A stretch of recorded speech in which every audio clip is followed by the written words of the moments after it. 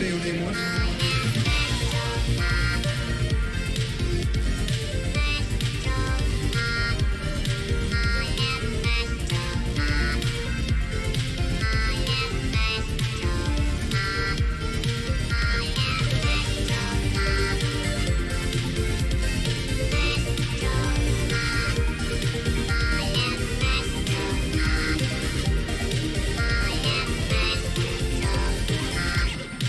Say what?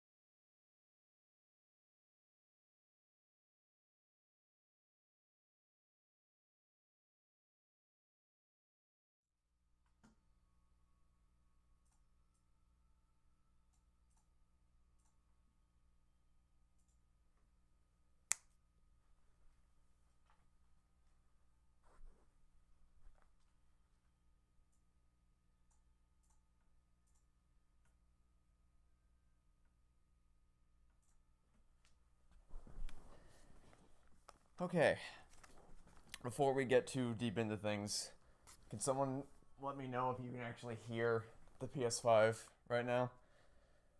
I had to reconfigure a bunch of audio stuff at the absolute last possible minute. How am I?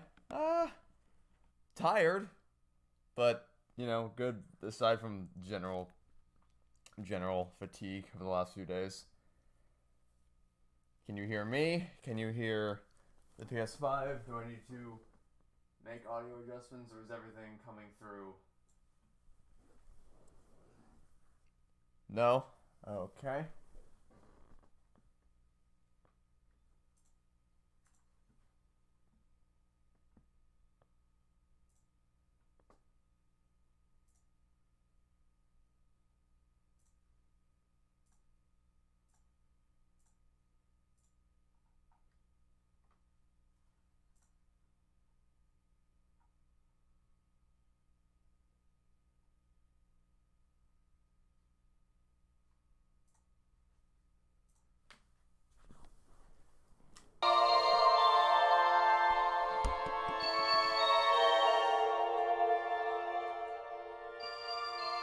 Well, unfortunately, I don't have time today to actually do troubleshooting, so I'm just gonna play without a headset. It's time for more Astro Bot, because the game won Game of the Year, as it absolutely deserved to. And I've been meaning to come back to this game for a while because speedrunning levels had come out, and then there was a new Winter Wonderland level that just came out very recently. So I've been meaning to revisit it, but it seemed like this weekend seemed like the best possible time to do it since we're coming right off the heels of the Game Awards.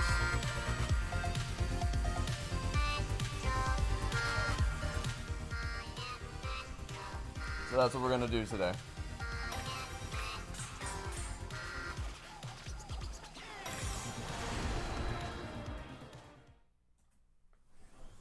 I don't intend to be here for very long. The plan today is mainly just to do the speedrun levels, the winter level, and possibly sweep up the trophies.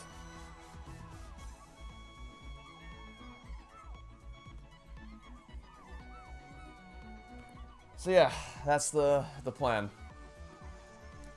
I don't really have any preference for what exactly I do first. So the choices are basically we can either do the speedrun levels, which are up here in this Stellar Speedway. We can do the Winter Wonderland level, which is this. Or I can go clean up all the trophies that I've missed along the way and save the new levels for last.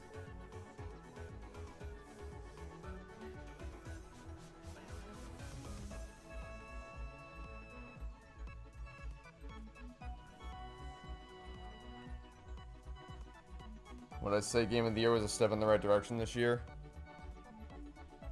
I mean, I don't know if I'd say step in the right direction, because I really haven't, for all the faults of the Game Awards, the winner, the award for Game of the Year itself was never something that was in doubt.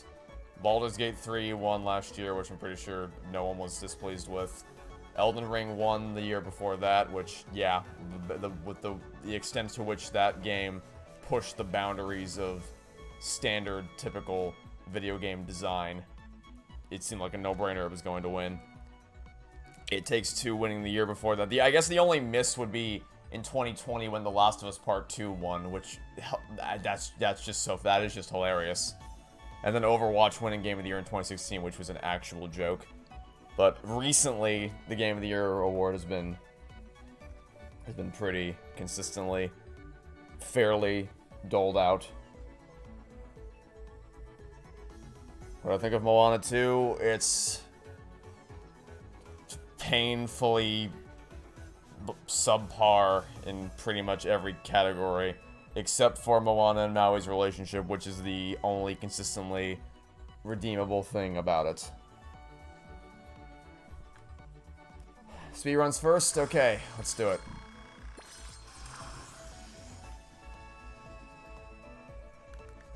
And I don't know in what order these came out, so I'm just going to start here and work my way around the clock. At least it didn't character assassinate Moana and Maui. Yep, that's the one positive thing you can say, is that it actually paid respect to those two characters. And not even in like a, well, at least you didn't completely screw this up kind of way. In a way that's like, oh, you actually, like, seem to care about who these people are. And you presented them in accordance with how they would be, in accordance with how they would act following the events of the first movie. And actually tried to do something interesting with them beyond that point. I also need to get reaccustomed to how this game plays. I have not touched this game. I was gonna say since the last stream, but that's not true, because I played this game as a coping mechanism when I did my Until Dawn series, because the Until Dawn remake is absolute garbage. And yet is also, according to my PlayStation 2024 wrap-up, is, as I anticipated, the game that I played the most out of everything this year.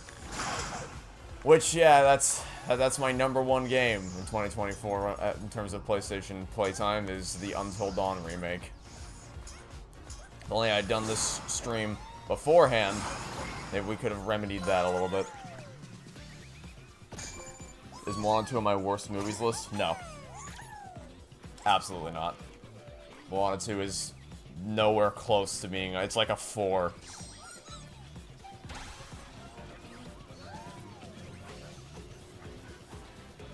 How would I rank the Game of the Year awards out of the ones I've played so far? Oh god.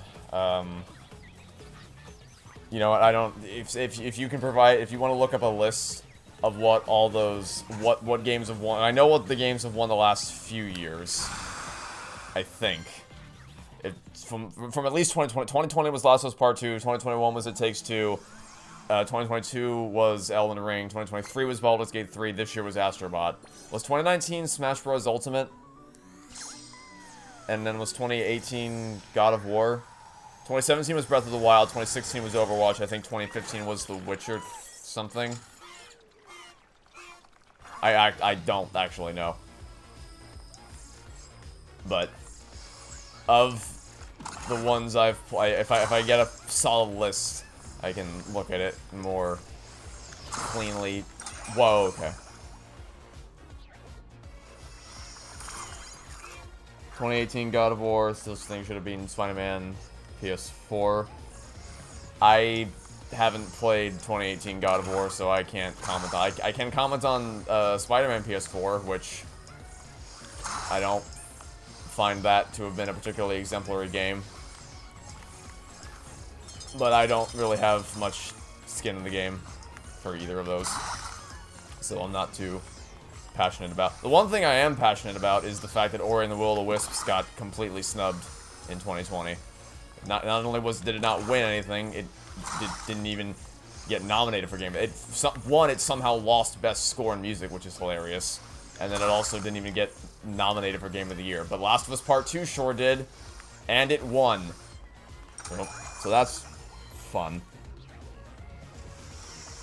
Have I watched Season 2 of Hell of a Boss? Not in its entirety. The last episode I watched was Oops.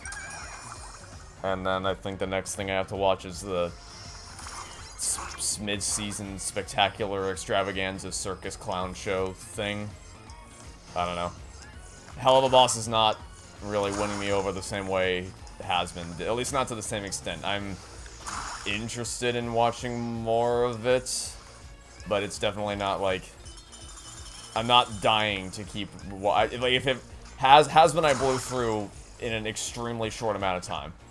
Hell of a Boss, or I guess rather, has been, it only took me as long to get through has been as I did because I actually had to limit myself. I did the thing where I'm like, alright, if I go too fast, this will be over in the blink of an eye and I won't even realize that the time has passed.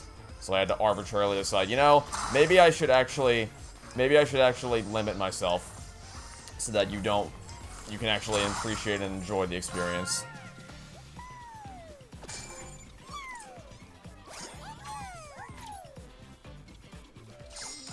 So, there's 2 bots. Is the amount of bots you rescue determined by how quickly you get through the level? Because I don't know what I did to actually get either of them.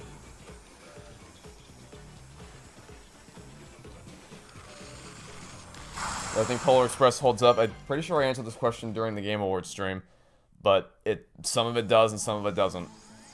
The story holds up, and then the visuals are a mixed bag.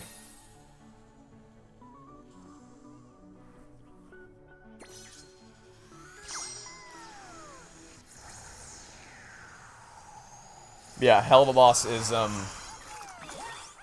the other thing is that Season 2 is starting to lose the focus of...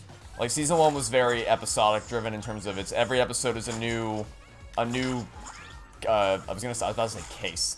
It's a new, it's a new mission, it's a new task, it's a new job, a new client for the, what is it even called? Imp, murder, I don't know, I think I'm mixing it up with Impossible Mission Facility, whatever the name of their company is called. A new client comes in and they want them to kill someone, and then that's the episode. Season 2 seems to have basically done away with that as a premise and is more focused on the relationship between Blitz and Stolas, which was never really what I was that interested in. Although Season 2, like, I really never cared about Stolas at all. Season 2 made me care about him more, but I'm still not, like, dying to see what happens next.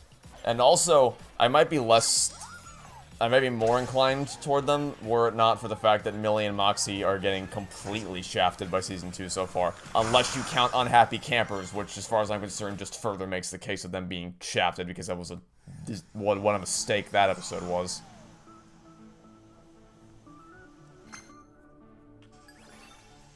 Do I eat scrambled eggs? Yes. In fact, they're the only kinds of eggs that I eat.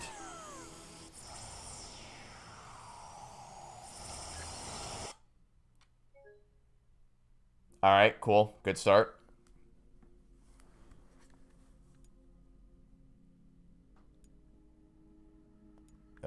Sure.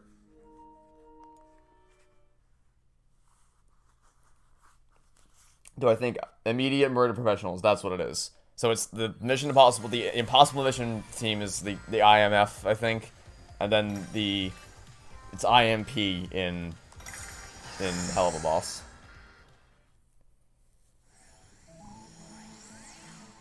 Do I think Ice Age 6 will be the worst in the series? I don't want to think about Ice Age 6. I find it hard to believe that something could be worse than the Ice Age Adventures of Buck Wild. I really, really find that hard to believe, but I thought that Collision Course was the pits of the series, and that it wouldn't get worse, and then they're like, haha, have you heard of the Ice Age Adventures Buck Wild? Watch this. And then I did, and yeah, it was shit. It was much, much, much worse than Collision Course. So who knows? Maybe it will be even worse. I'd like it to not be, though. Wouldn't it be cool if it was a really big surprise and, like, it was actually amazing? Or at least, if not amazing, at least, like, solid?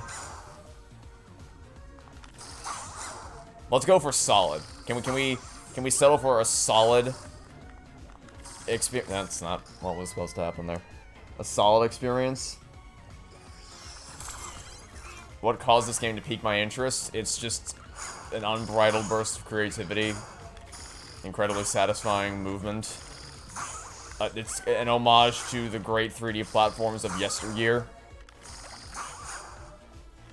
which is a genre that seems to have largely been forgotten in the industry at large. It's a lot of the big games that come out these days are not like this at all. Oh God, for God's sake. Which is why it's such a big deal that this won Game of the Year, because it will hopefully set the precedent that, hey, maybe people don't want linear, over-the-shoulder, third-person, hyper-realistic, cinematic Sony experiences. Maybe, especially with Sony. If Sony can get it through their thick fucking skulls that maybe people are interested in something with a little more personality and life than the type of shit that they're known for pumping out, then the industry will be far better off for it. And I will admit it is also very satisfying to seeing people throwing a absolute fucking embarrassing hissy fit over the fact that what they would consider to be a kid's game won Game of the Year. It just makes me smile. Their fragile egos have been bruised. They can't handle the fact that Astro Bot won instead of whatever the hell else. Black Myth, what, I don't know what that game is. Or the Elden Ring DLC.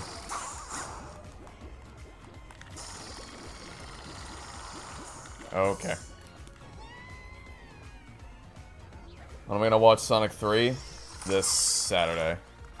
Showtime's at noon. Thankfully, the Dolby Theater is the one type of theater that hasn't been occupied by Mufasa. Mufasa's getting all the IMAX screens, it's getting all the 3D screens, it's getting all the everything except Dolby. Sonic is still holding on tight to Dolby. Which I guess makes sense, seeing as they've had, for both the previous Sonic movies, they were shown in Dolby, and I saw both of them in Dolby. Yep, Mufasa's gonna be taking over most of the big screens as soon as it comes out.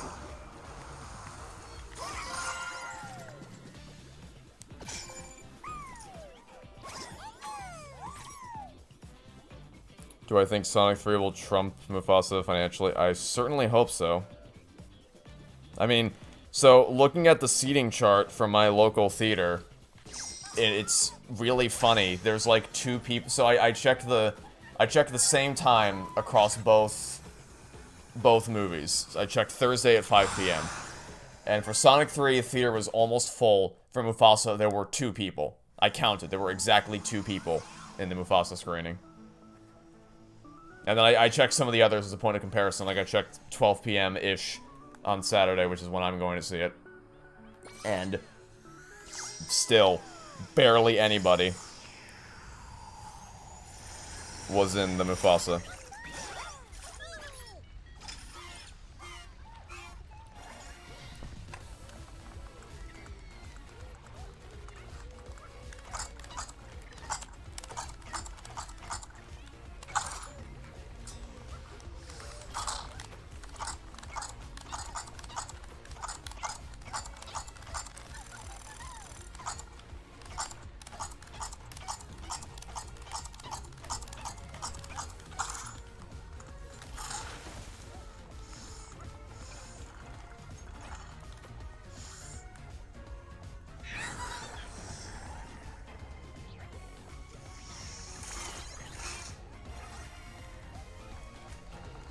What is Dolby?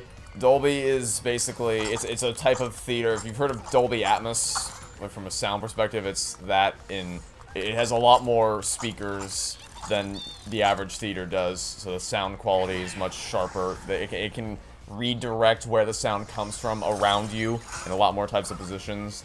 The contrast is a lot sharper, so the blacks are a lot, like the blacks in a movie color-wise. So, like, a lot of times when you see a black color in a movie, it comes off, it just looks like washed out and gray. But with Dolby screens, it actually looks black. It looks like a dark screen. It looks like a scene at night would appear as if it is actually at nighttime instead of just slightly, well, I already said, washed out. Those are the main selling points. Also, the seats are a lot more comfortable than a lot of the standard recliners that you'll have in your average AMC theater.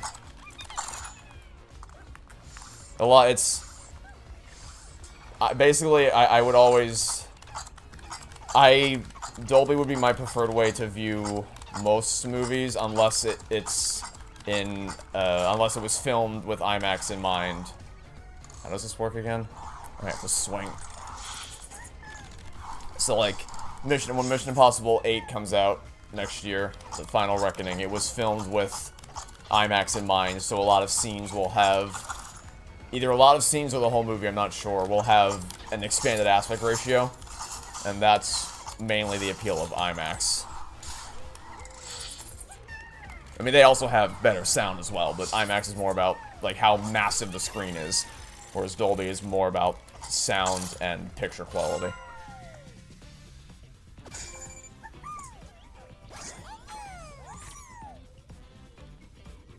Thoughts on the YouTuber Hats Off Entertainment? I don't know what that is.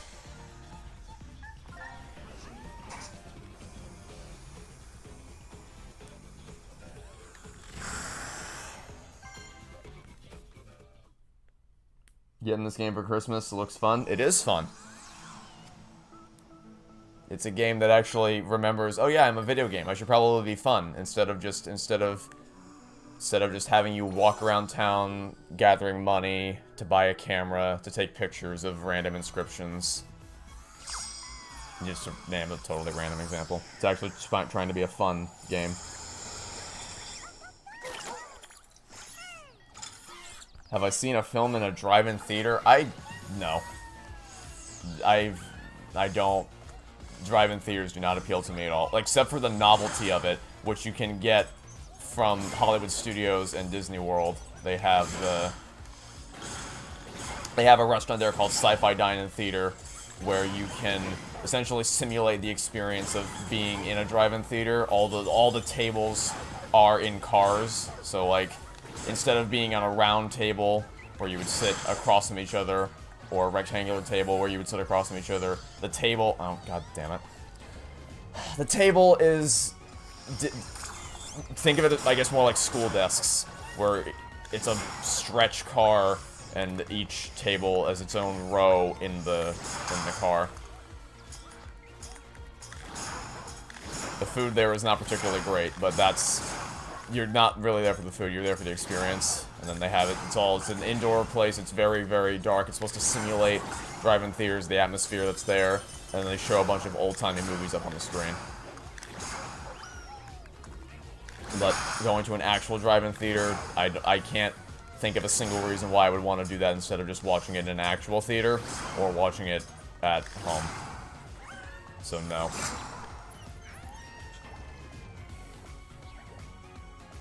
Overall thoughts on Christmas with the Cranks? A very frustrating experience. It's two completely different movies that they did not properly understand. The first half of that movie and the second half of that movie are not at all synonymous with each other in any way whatsoever. And if they had focused in on either one of them individually, it could have been fun, or it could have been good. As it stands, it's just very, very messy.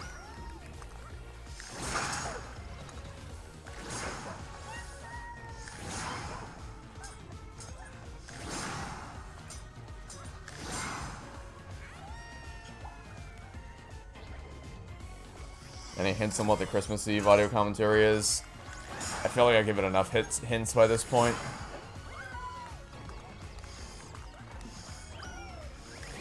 I don't know. I'm out of hints to give, I guess. I even gave one during the Game Awards.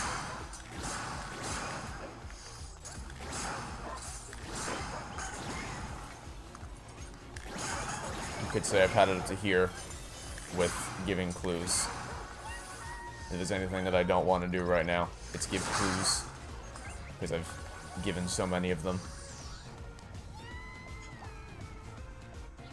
You ever seen Claws? No. I will this month at some point.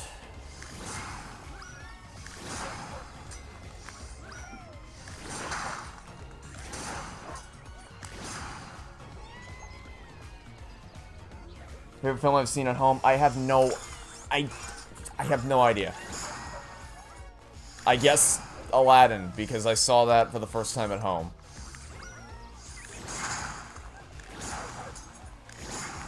In fact, I've never seen Aladdin in a theater because Disney stubbornly refuses to bring it back. They brought back The Lion King an ungodly amount of times, Beauty and the Beast, even The Little Mermaid. Why was Moana brought back to theaters during the Disney 100th Anniversary Special? Why was Coco brought back to theaters, for that matter? Why is Coco a movie that they consider... If it's supposed to be celebrating 100 years of Disney, why in the world... Why do you consider Coco to be among that, like, prestige category of these are the movies that define us. Toy Story makes sense. Lion King makes sense. Why is Coco there? Why is the first Pirates of the Caribbean there? Why is Moana... Whatever.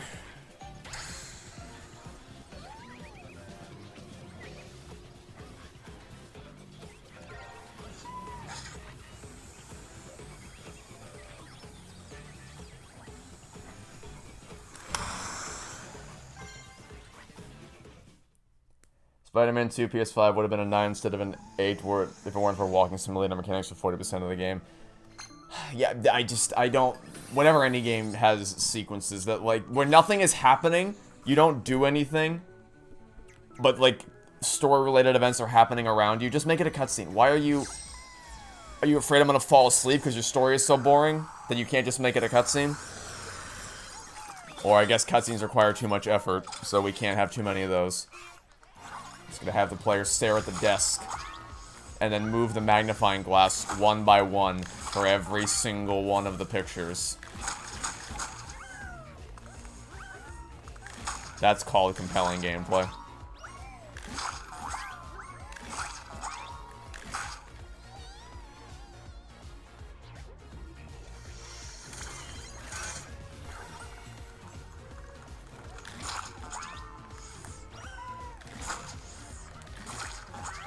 Home Alone Sweet. Home Alone be on my worst list?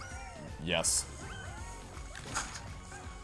Home Sweet Home Alone is an abomination. It's an embarrassment to not just the Home Alone series, but the film as a whole.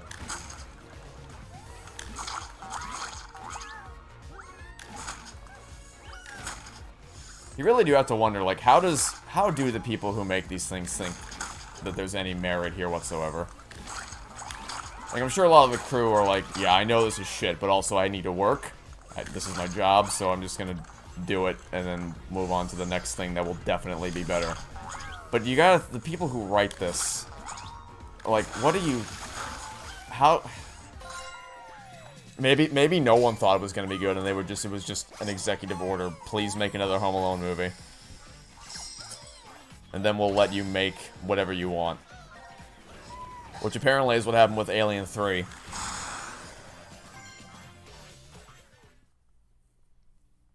Where it was just the director who made that, just did it to get his foot in the door in the industry so he could make other, better things, because holy shit, that movie made me angry.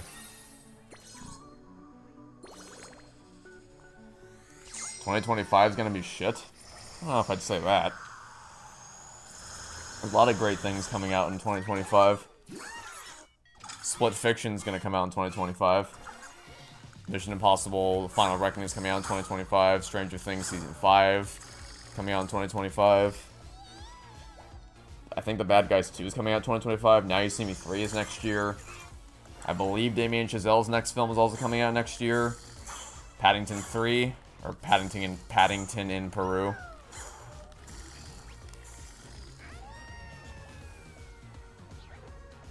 And who knows, Elio might be good. How is Bluey? Bluey is a very, very well-made preschool show that I respect. It's not something that I would watch on my free time, but it's definitely, like, and compared to the absolute dregs of preschool content that often gets churned out because they think kids will just slop up anything, it harkens back to the days of things like Blue's Clues and Sesame Street. Hey, by the way, did you know that they canceled Sesame Street? Imagine how fucking evil you have to be to cancel Sesame Street.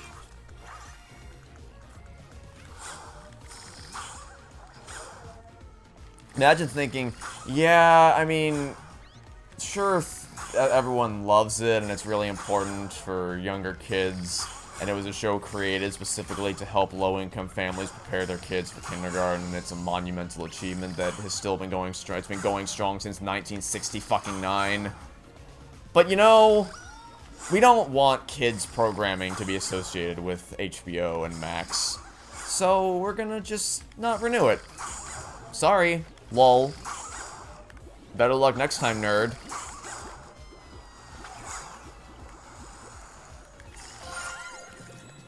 Well, the good news is, everyone collectively understands how much of a fucking idiotic mistake it is to not renew Sesame Street. So I'm sure someone will provide the funding for it at some point.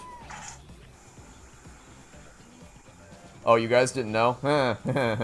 Well, sorry to be the bearer of bad news. Yeah, they canceled Sesame Street. They didn't order any more episodes. But I'm not panicking, because, like, I know that someone, if for no other reason than greedy business purposes, some executive out there is going to go, oh, you're not renewing Sesame Street? Are you fucking dumbass? Why would you do that? So I'm sure someone is going to provide the funding to keep it going. Because, like, why would you... Whatever.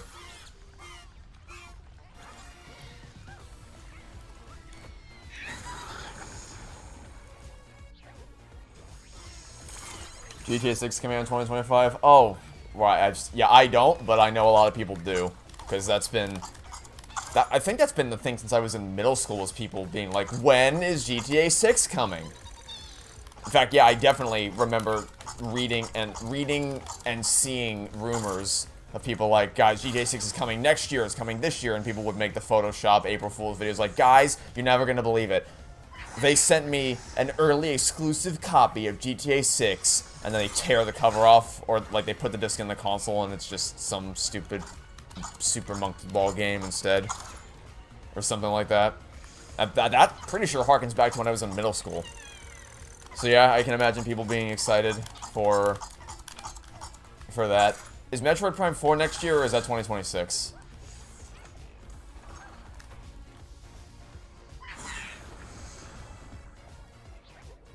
What preschool shows do I hate? I don't think I really have any vitriolic feelings towards any preschool. I mean, except for shit like things that are on par with, like, in the style of Cocomelon, which have no substance and no interest in educating kids or teaching them anything of value, and it's just noise to make them shut up for however long.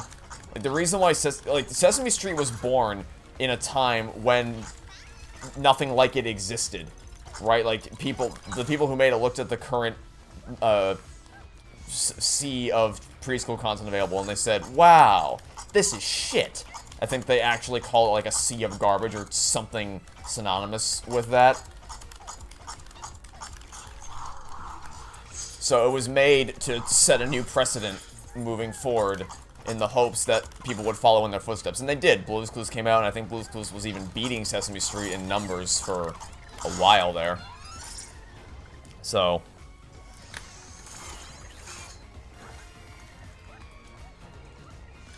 just anything that isn't trying to make a difference, because like things like Sesame Street and Blue's Clues, they send their scripts off to professional children's psychologists to help tailor the stories in ways that will be most effective for a young developing mind, as opposed to things that are just like bright colors, flashy music, Baby Shark, and then the kids will love it because kids are stupid and who cares. So I guess anything like that, but I don't really have any specific examples, because I'm sure there's lots of crap that's on Disney Junior and Nick Jr. and all that stuff. I'm sure there's lots of absolute garbage that is getting released and pumped out every single day, but I'm not aware of any of it because I don't have really a reason to keep up with that stuff anymore. I only keep an eye on the things that are connected to the IPs that I enjoyed growing up. So, like, Pingu's coming back, and then Blue's Clues got remade, and, you know, all that kind of stuff.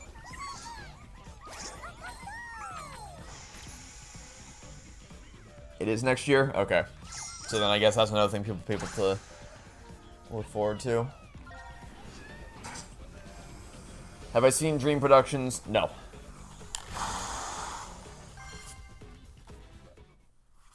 But, I mean, I will. I just haven't done it yet.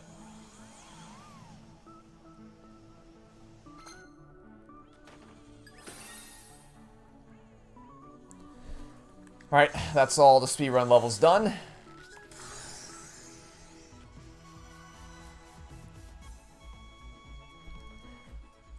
So now we have a new question. Are we trophy hunting, or are we doing... Where did it go? Over here. Or are we doing this, the Winter Wonder level? Have you heard of Billy Bust Up? No. Am I doing okay? I'm tired, but other than that, yeah. Did I like the levels? Yeah, they were fun. Fun little speedrun challenges. What do I hate more, Home Sweet Home Alone or Unfrosted? I hate Home Sweet Home Alone more. And it's probably also the worst made film. I don't know, Unfrosted's also pretty bad. I don't know which one is technically worse, but I hate Home Sweet Home Alone more because it's trying, more so than any of the other Home Alone sequels, it is trying to pilfer the most from the original Home Alone movies. And it's... I hate it.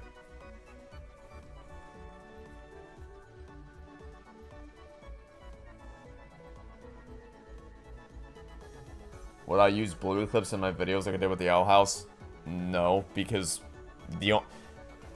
so, one, when it comes to a visual library of choices for editing, I've narrowed it down more and more as to limit it or almost exclusively as much as I can to the things that are directly related to the topic at hand.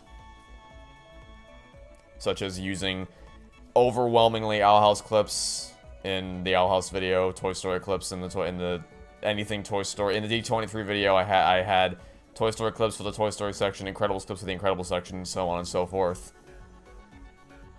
But I do still, of course, branch out occasionally, but when I do, it's to things I know. Because the only reason I'm able to match visuals as closely as I can is because I know the things that I'm referencing the top, like the back of my hand. So I can quickly think, okay, what would work in this context? Oh, this. And I can't do that with Blue because I only watched the first 5 episodes once. So, no.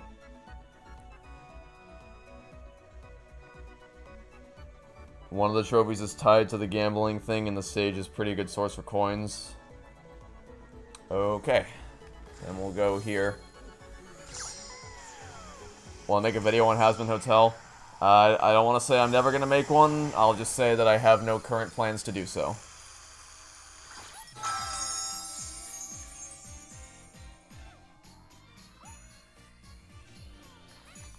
Okay.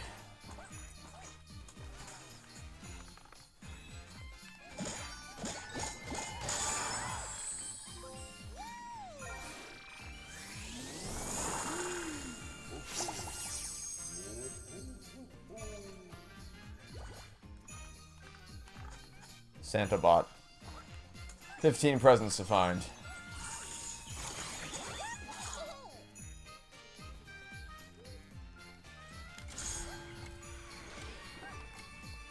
Whoa. I assume this is going to be a thing where each present requires a different ability. It's a medley of everything that you've used in the game up until this point.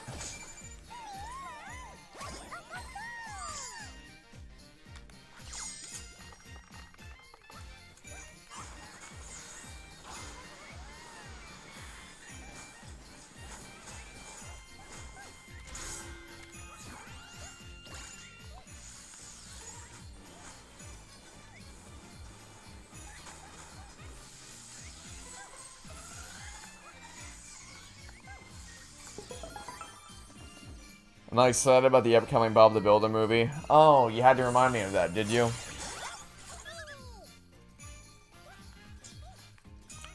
No. Whatever they're doing, I don't know exactly what they're doing with Bob the Builder in the future, but their most recent attempts to continue or to revive Bob the Builder were an astounding failure.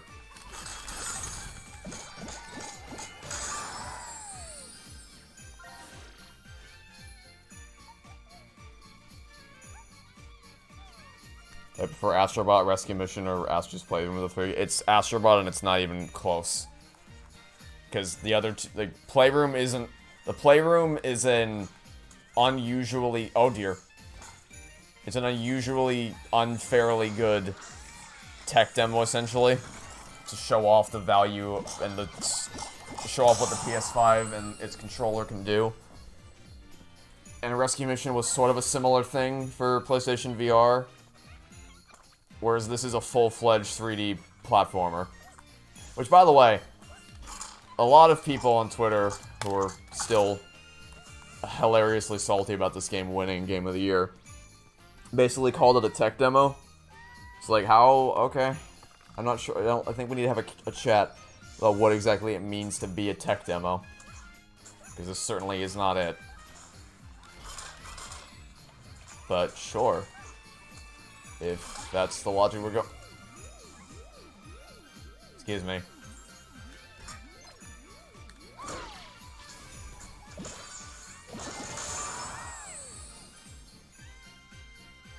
How is this a tech demo?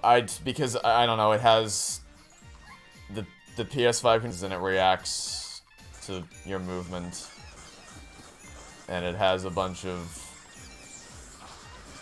It has all the different... You're rescuing all the different pieces of the PS5. I don't pretend to understand these people.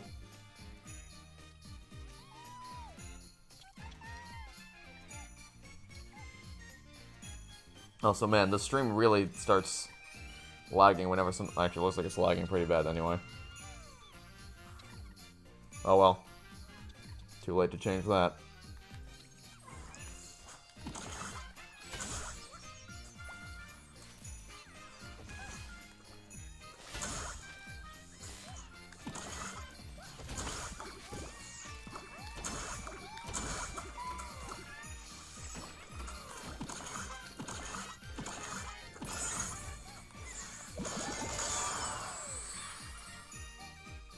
Fucking Happy Frog Pizzeria Simulator.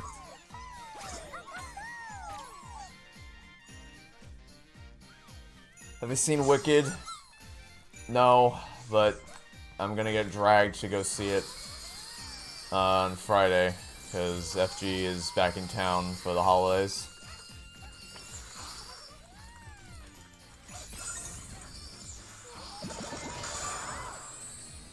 I thought for sure she'd want to go see Flow, because that's a new animated film that no one even knows exists. But nope, her musical theater instincts are pulling her towards Wicked.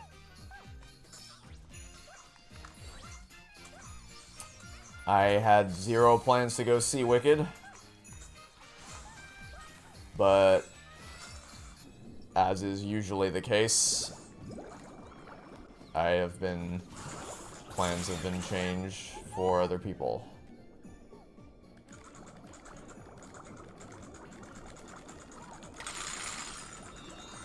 I've seen screenshots and clips of that movie on Twitter, and it looks... I don't want to say lifeless, but... I miss when movies were colorful. There was a screenshot of a music number that apparently takes place in a desert, and the desert looks just complete shit. So washed out. No ounce of vibrancy or color anywhere. And people were saying, yeah, but it's a desert. How are you gonna make a desert look interesting? And I just love the response to it, which is just posting 4 random screenshots from Raiders of the Lost Ark, where Steven Spielberg's masterful direction and Dean Cundy's director of photography skills allowed the desert to shine bright like a goddamn diamond. But you know, it's a desert, so it has to be boring. It has to look like shit. Who cares? It's not gonna matter because people are gonna be singing along in the theater like idiots. People are gonna be because I paid money for a ticket to go see this movie, so I should be able to do whatever the fuck I want, and fuck you if you don't want to hear me singing the whole goddamn time.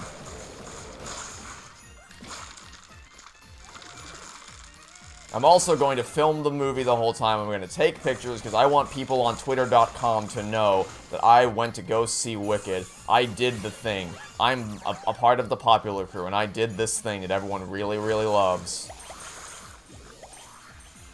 I'm really getting sick and tired of what people are doing to communal experiences like theater going. It's really fucking lame. And it happened in Moana too as well. People had their... I mean, it happened when I went to go see Whiplash for the 10th anniversary screening, when there was, like, 4 other people in the theater. One of them, the guy to my right, was just on his phone the whole damn time, which I guess isn't as bad as when I went to go see Moana 2, and someone was just using flash photography the whole goddamn time. Massive distraction for that. If anyone sings along to Wicked when I go see it, I will actually go complain to the manager. I never do that. But holy shit, if you're gonna be that much of an absolute fucking asshole, then yeah, I'm gonna go tell someone to get you out of this theater to make it actually bearable for the rest of us who have common human decency.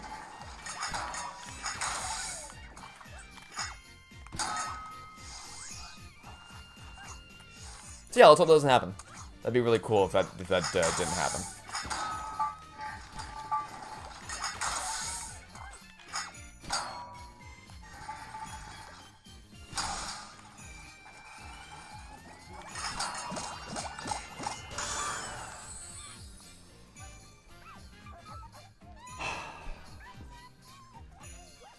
Overall thoughts on Christmas Vacation? I don't know, I haven't seen it in a very long time.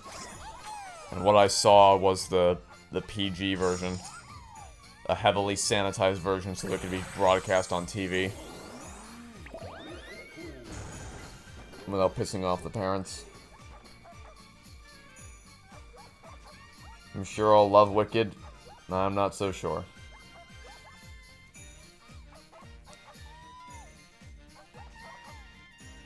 Isn't that against the rules? Oh, it's not just against the rules. It's fucking illegal to do that shit. To film movies in the theater. In fact, I'm pretty sure theater employees actually get a reward. Like, if they catch someone doing that, and then they turn them in, they actually, like, they're financially incentivized to do that. Because of how obnoxious it is.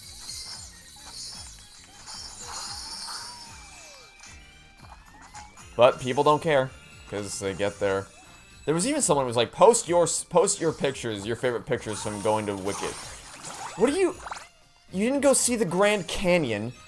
You went to see a movie. What do you mean share your favorite pictures from... Lots of people, lots of different things annoy me. Let's see, what else is annoying in the world, besides everything?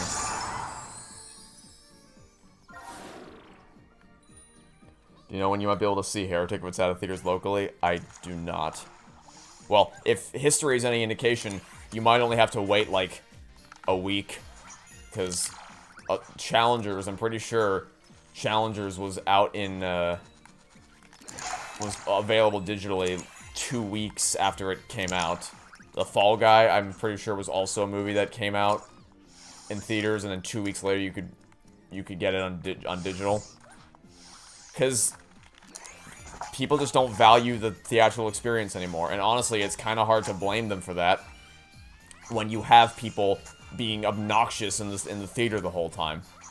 Because there is something magical about being in that dark room and seeing it on a big screen with the speakers blowing down your ears the whole time. But it's kind of ruined when you have other people being stupid. So much as I hate, like, I can't blame someone for not wanting to deal with that and just waiting until it comes out digitally, especially if they've been conditioned by people that you only have to wait a certain amount of time instead of, like, movies used to be in theaters for a lot longer, and they also used to not come out digitally for a lot until much longer, right? Like, even just as recently as a decade ago, when Toy Story 3 came out, it wasn't until the movie came out in June 18th, and then the Blu-ray I didn't get until November. Now, like, Inside Out 2 came out in June, and I'm pretty sure it was available, no, it was definitely available digitally in August, because I was using footage, like, HD footage of Inside Out 2 on my D23 video. The theatrical experience is getting watered down. People don't care as much anymore. And it kind of sucks. Well, not kind of, it sucks a lot, actually.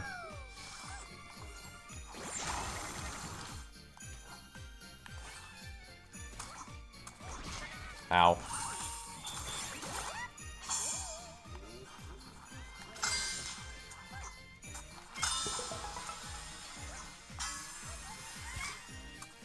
That wasn't very nice.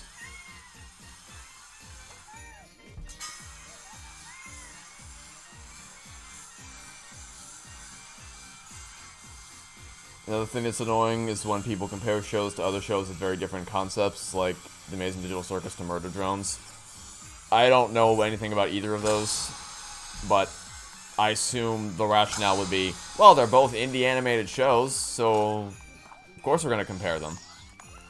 But that's kind of lame.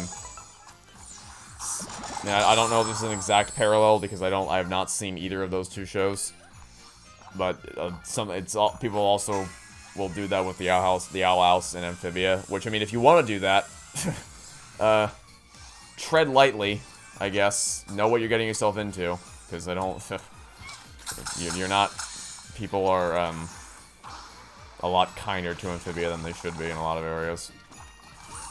But if you want to do that, then you should at least understand that the much like Toy Story 2 and Toy Story 3, it's surface level similarities. And that's it. And then the shows themselves are two completely different beasts with two completely different objectives.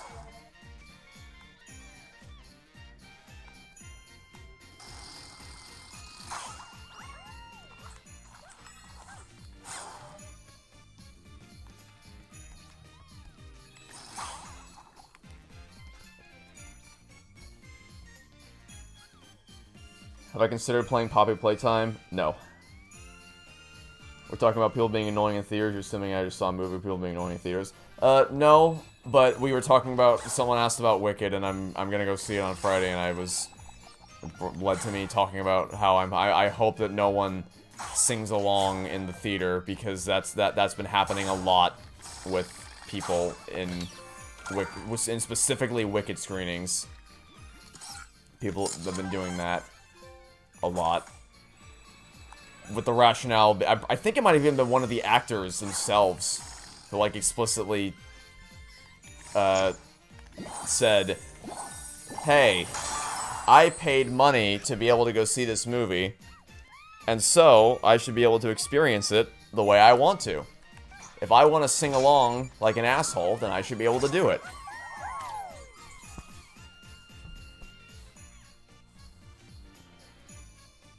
Anyway, yeah, people suck.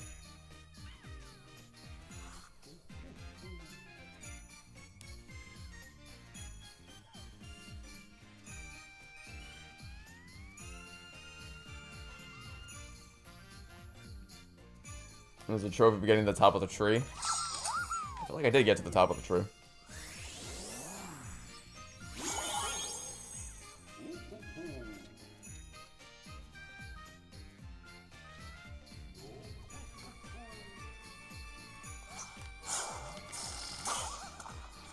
Alright, so I wasn't counting. Is that everything? Do I have all the presents?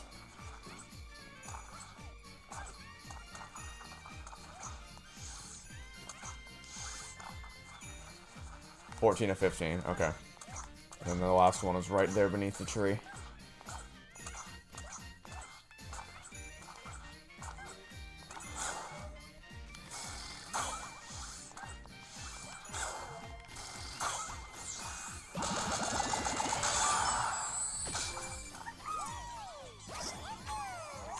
Have I read the books Fahrenheit 451, The Alchemist, and Animal Farm? No.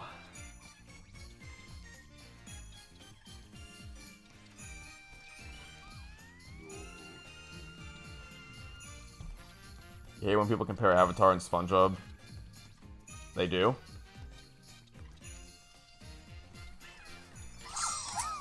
I didn't realize those shows were pitted against. I guess because they're both very popular Nickelodeon shows. But, like, there's even more of a disconnect between what those two shows are trying to do than Amphibia and the Owl House.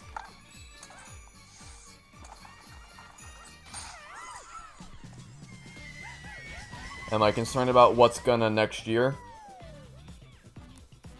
I think there's a word missing there, but generally speaking, there's no time spent worrying about things that might happen that are beyond your control is time completely wasted and energy exhausted. So, no.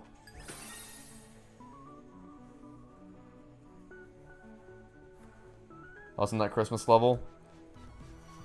Very, very good. A nice way to combine all the different abilities from the game. Especially with how seamlessly they would lead you from one ability to another. Like, I never really had to think much about where I was going next. Alright, now it's trophy hunting time. So, trophies. What are we missing? Let's sort by... I assume this is all stuff I haven't gotten yet. Okay. Dance with 100 bots in crash site. Knocked a bot out of a bot tower without it collapsing. Broke up a bot wall. Make it to the top of the... Those all seem pretty easy. Let's go. Well, let's go to the crash site first. Take care of everything we can do there. What would help 1 and 2 be in the top 20 best games? I have dedicated no serious time to thinking about what any of those lists would look like now. I'm not even sure if Help 1 and 2 would be. I don't know, because Help 1 and 2 is phenomenal, but I keep going back and forth, like, is that really my favorite, or is it Pizzeria Simulator? I'm not sure.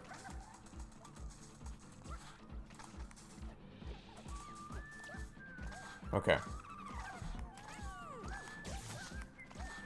So I have to knock out a bot without the tower collapsing. And then the bot wall. The easiest bot wall would be over here.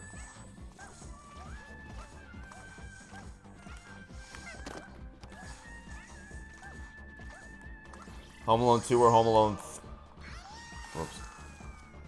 Home Alone 2 or Home Alone 3. I mean, no, god damn it. Get off the... How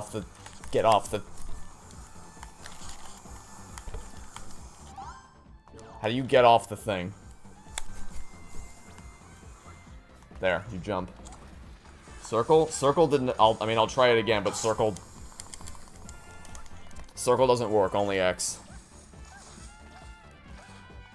But, regardless of anything else, Home Alone 2, like, I don't really feel compelled to revisit Home Alone 3. I won't run out of the room screaming if it's on, like I would for Home Alone 4 or 5 or Home Sweet Home Alone.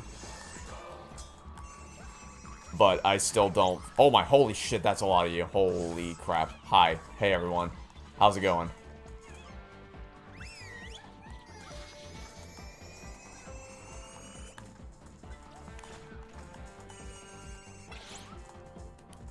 Okay, can I... How would I dance with all of you?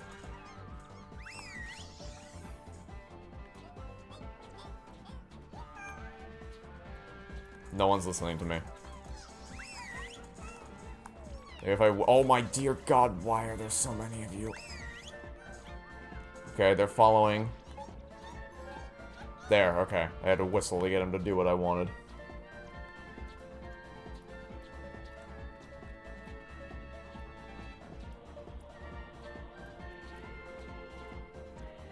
And then what was the other one? I had to get to the top of the PS5.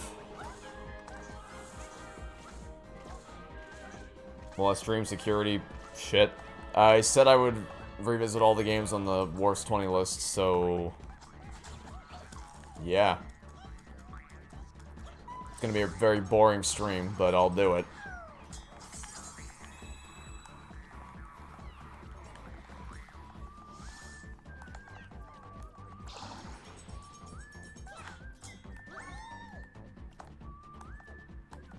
Yeah. Where's my trophy?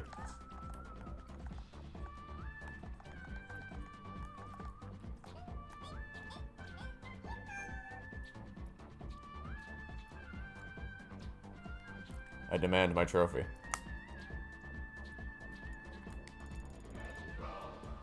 Is this not the top of the mothership? Where's my goddamn trophy? Give me. I want my... There it is. Just very, very delayed. Oh, boy. So that was all the ones I was searching for. Let's see what else we can get. That's gacha grinding. What is that? My controller was just making random noises for some reason. Witness all ship parts sing together. Oh, that's easy.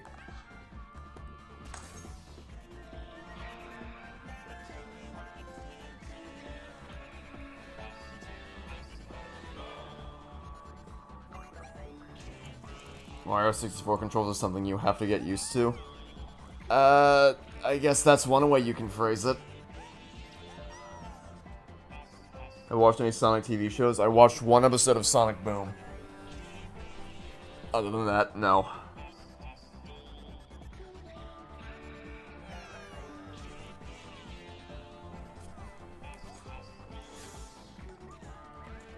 Okay, another one down. Flash puppetries, that's the, that's an in-level thing.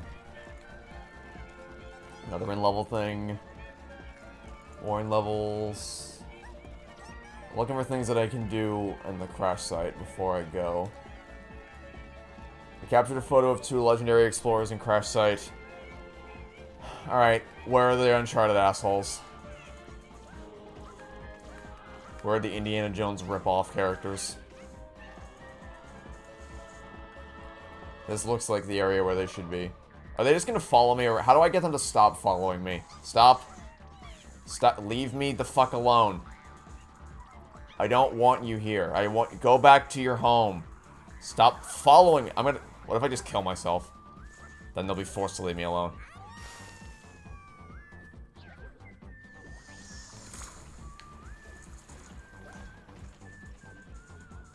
Wow, they're... they're still... Jesus Christ, alright. Triangle? Okay, go away. Go back to your lives, citizens.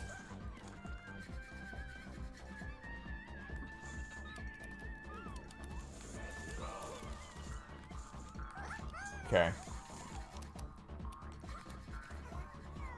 Now, which 2 do they want, is the question. I guess just get a group shot?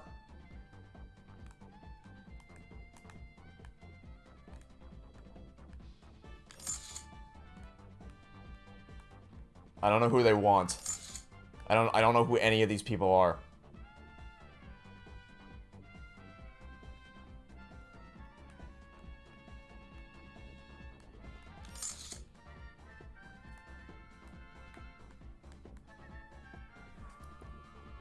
They want Mr. Dude Raider and Miss Indiana Jane. Laura Croft? Oh. Then how the fuck... Where's... How... Okay. So I guess I have to get Laura Croft over here somehow. I love not knowing who any of you are or what any of you look like. Okay, where's...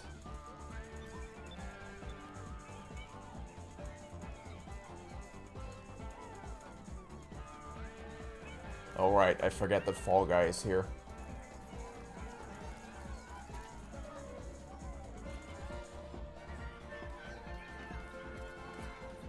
Recommended you call them? Well, that... I mean, yes, that would get them close to me, but that doesn't fix the problem. I have no idea who the fuck I'm even looking for. Because, like, now it's just gonna be a giant mess.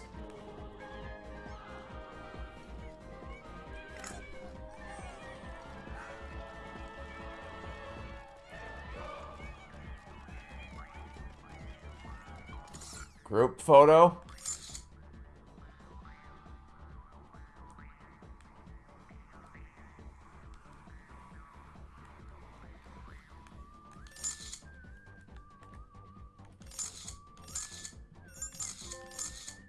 Okay, I got it. Sure. We'll take it. I don't know how that works, but it did. I have no idea where she was in there. That's an elf. Never seen it. Oh, all the things disappeared. Throws a hammer-wielding deity with the axe in crash site. Alright, at least I know where those guys are. They're over in this area.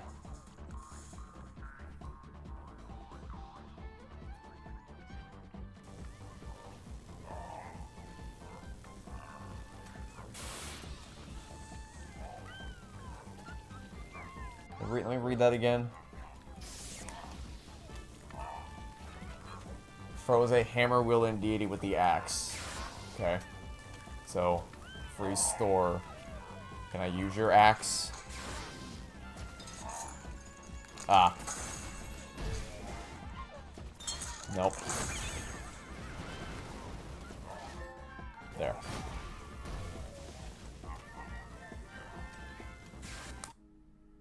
I want to leave the game to do that.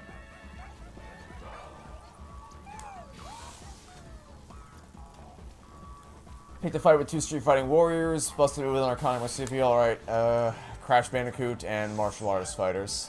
I know where Crash is. Hey buddy, let's dance.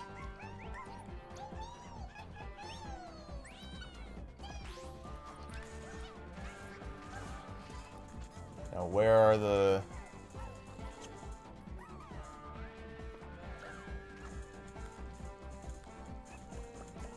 I know there's 2... Oh, there, I think.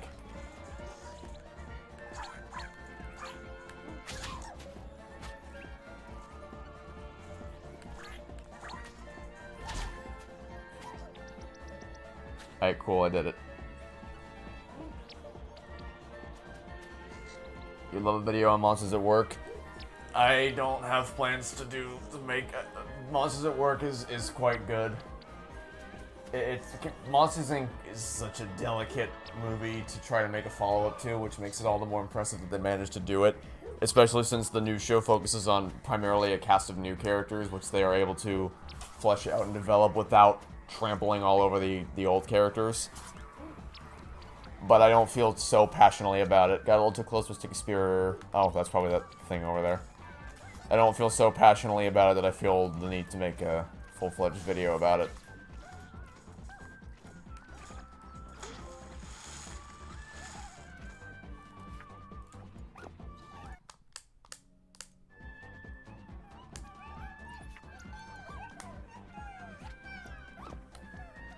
What's a DreamWorks movie that I never want to watch again? Shark Tale. And also Ants. Both solid contenders for that title. Leap Through the Ring and Bubbling Under. Slow-Mo Casino. Wait. I didn't want to pin that.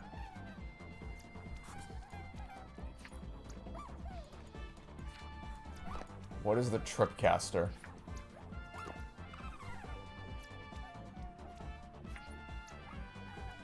That's all Crash said other than gambling. When is gambling? Gambling is after we do all this other stuff, so we have enough coins to work with. Horizon? Oh. Dude rating, Bot of War, Apes in the Loose, and then... Alright. I guess we're gonna have to fly to the sky.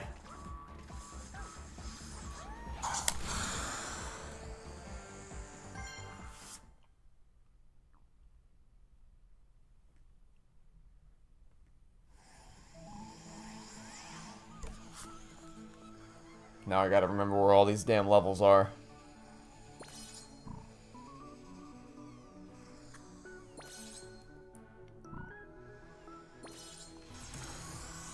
I think the tree one was here. Yeah, it was in the giant seed. Right here. Thoughts on Captain Underpants? It's alright. I mean, its premise is centered around toilet humor, which is something I famously don't like.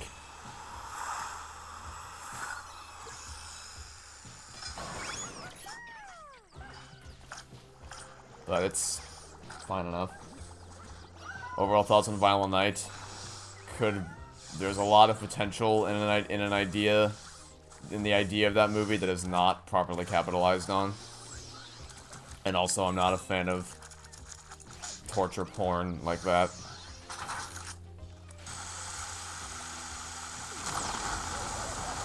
I mainly watched it just for David Harbour.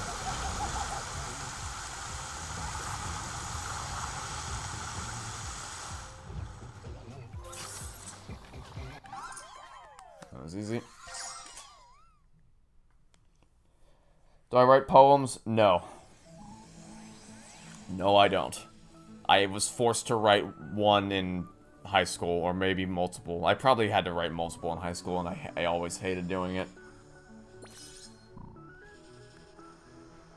Alright, the God of War level's here too, right? Yeah. Let's go take care of this.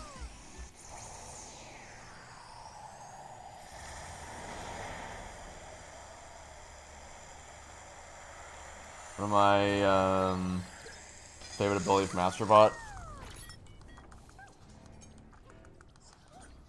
I don't know. I guess, the one that stops time is pretty neat. I don't really have a preference for any one over the other, because they all serve a very good purpose as far as allowing for creative opportunities in the level design. Also, I am suddenly getting a lot hungrier than I thought I was going to be. How do I skip? So, hopefully we can wrap up. Hopefully we can wrap this up here pretty soon. Ow. Get all birds? Okay, I will keep an eye out for birds then. Poems are cool when you put a beat over them. I assume you're referring to, like, rap music, which is also not something... I don't know, I don't like making sweeping statements about entire genres of things. Because for every genre that the overwhelming majority of which I'm not a fan of, there's always at least one exception to the rule. Like, I'm really not a fan of FPS games. And yet Halo is one of my all-time favorite games. In fact, it probably is my single favorite video game series. I'm not typically a fan of rap, but also there's plenty of rap segments and songs that I really love. Hey, bird. Can I kill bird? Kill bird. Kill bird. There. Bird is dead.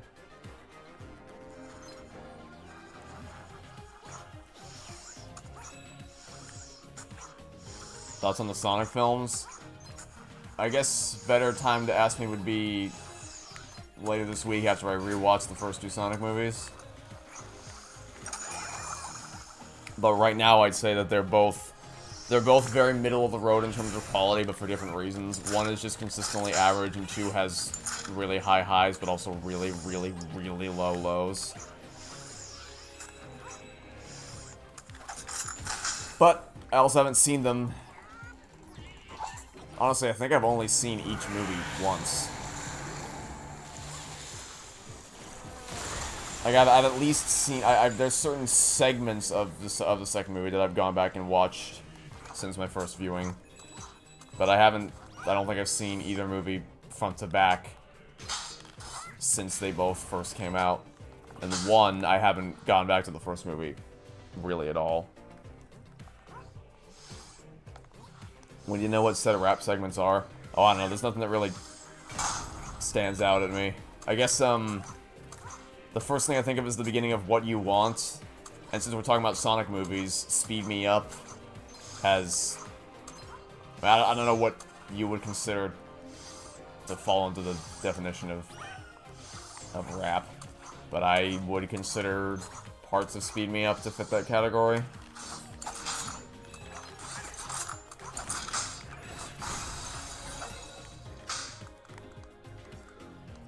that a bird? Probably not a bird I can actually get. Plenty of birds, just not the kind I'm looking for.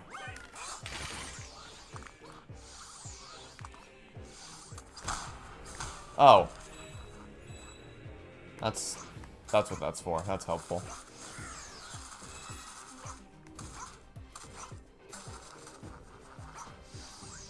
Have I seen Sonic Prime? No. Do I drink milk? I'm allergic to milk, but I drink dairy milk. I just had dairy milk in my cereal this morning.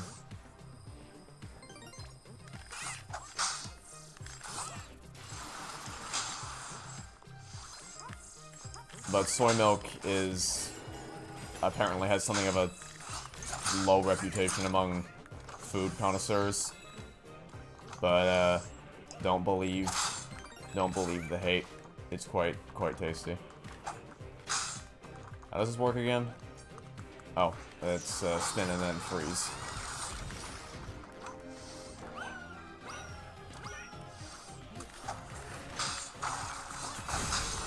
You know, I kind of feel bad saying this because it just further lends credence to the people who say that this is just an extended form of product placement or advertising for Sony's IPs.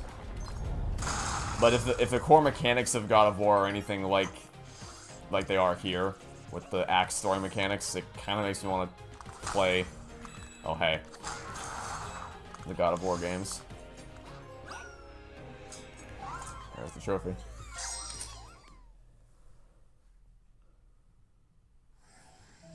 You can tell it's not real milk, but if you're unable to consume milk, almond milk is a solid replacement. I don't think I ever liked. I think I tolerated almond milk, like in a pinch if I had to. I think almond milk was fine. I had a friend who was also allergic to dairy when I was a kid, and that was the one that he always went for, was almond milk. I guess that's probably the most popular option for alternatives amongst people in the allergy community. But I've always been more partial to soy milk. The one that I think everyone hates, however, is rice milk. I can't stand rice milk. We tried that once and then never did that shit again. Rice milk fucking blows, dude.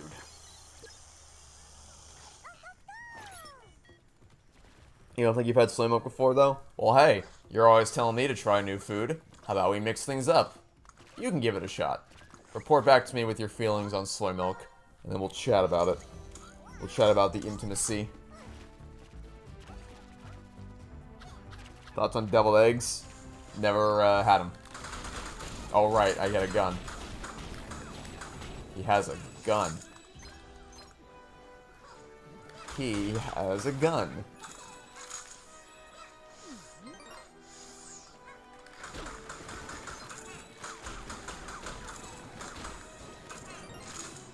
Oh.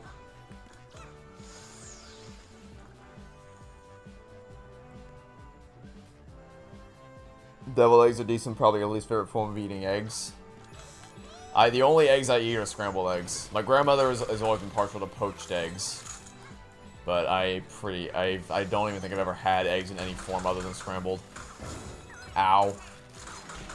Treasure chest is rigged. Oops.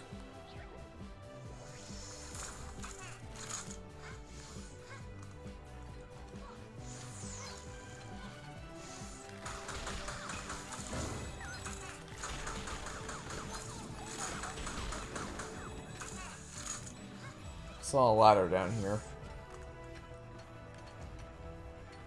Hello.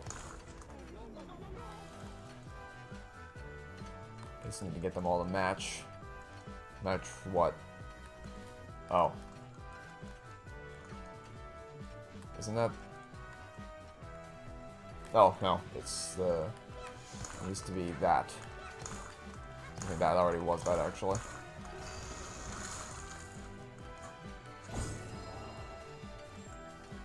I don't remember getting any of those when I played this level for the first time.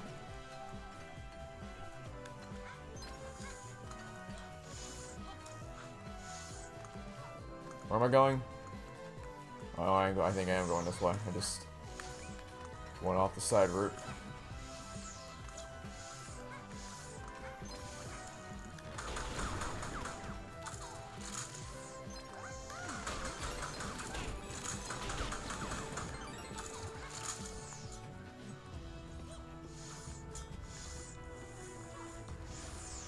think I already went up here. Yeah, because that coin was gray. I think I've already been here before. Yeah, nothing new. Nothing new under the sun. Last one's probably in the temple somewhere. I think right after this, we get launched over to the temple area.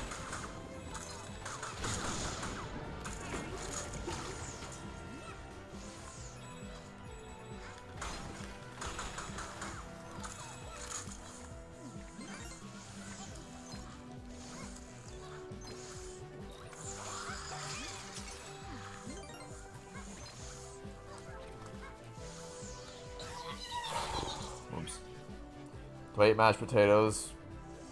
Only if it's served to me. If someone makes it for me, I don't mind eating it, but I don't consciously choose to seek it out as a form. You gotta understand, I have a very, very, limited palette of things that I actually enjoy eating. I'm not an adventurous eater. I just don't have a... I don't have a particularly diverse palette. Pretty much every meal every lunch and dinner meal I eat is usually some variant of chicken. Unless I decide to spoil myself and have chili or spaghetti and meatballs.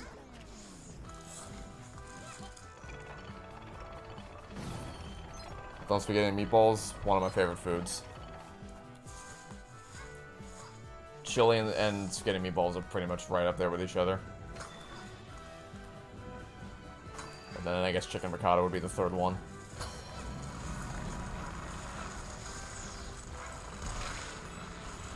Maybe talking about food isn't the best idea when I'm already really hungry for lunch. What time is it?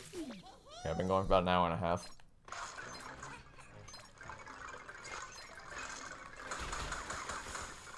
How many more trivias do I have left to go? Oh, that doesn't pause the game.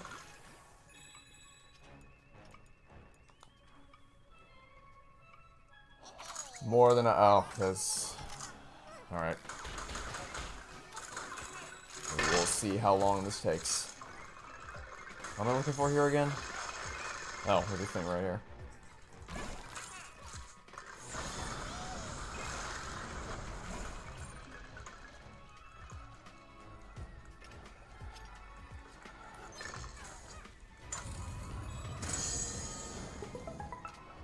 Trying to watch movies outside your personal interest and your recommendations.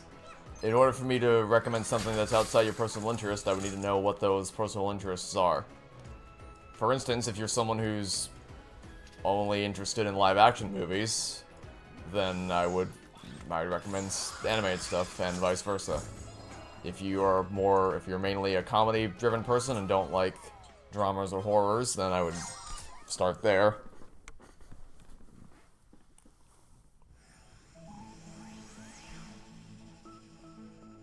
Chicken with stuffing, macaroni salad, rice and gravy is a top-tier meal. All right, so let's break this down piece by piece. Chicken, yep, I like chicken. Rice, yep, like rice. Gravy, bleh. Macaroni salad, ugh. And stuffing, I actually want to throw up. Even thinking about it makes me want to vomit. Most of what's traditionally available on an American Thanksgiving menu is stuff that I just absolutely cannot stand. Stuffing, I think, is the worst one as far as things that make me want to vomit. Do I drink tea? No, because that's another... So while I was searching for... Where's the horizon? Is the horizon level here, or is it in another one? No, it's a later one, I think, because this is the rollerball one. Anyway, the thing about tea. While I was searching for caffeinated beverages last year, trying to find something that I can drink to keep me awake enough to pull all-nighters to make to create my Owl House video, I tried pretty much everything I could get my hands on. I found that Coca-Cola makes me physically gag. And tea doesn't make me gag, but I just can't eat, or I can't drink. I do not understand the appeal of hot beverages. I don't get it. I simply do not understand. Like, I had it in my hand, and then I put it to my lips, and I almost burned my lips off. How and why do people drink this stuff? No, you gotta let it cool, they say. then why didn't you make it at that temperature to begin with? Why do we, what is, if you don't actually like hot beverages then, you just like normal beverages with extra steps.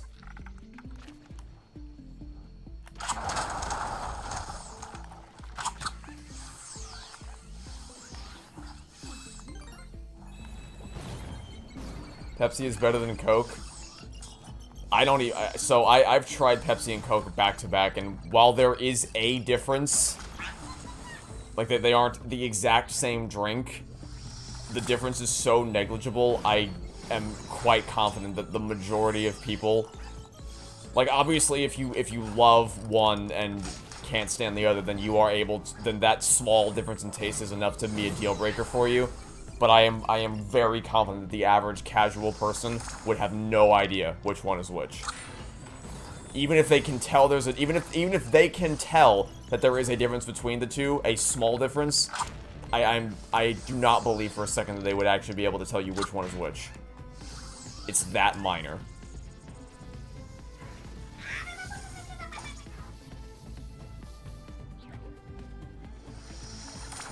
You enjoy films focused on character building on a comedy film? Well, if you're looking for stuff outside your personal interests.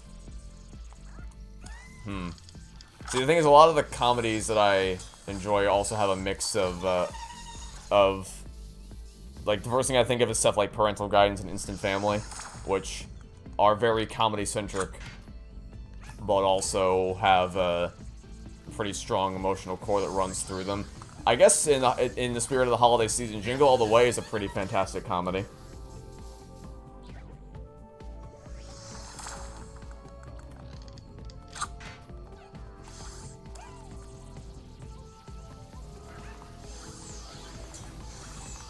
I'd say Home Alone is also primarily focused on being a comedy.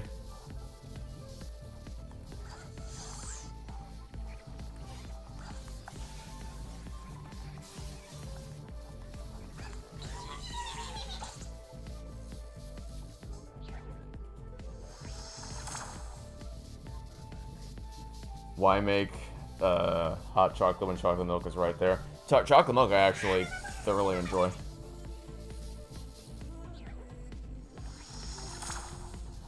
That was always, whenever I would go to Disney as a kid, that was always the thing that my that I would have as a part of my breakfast meal.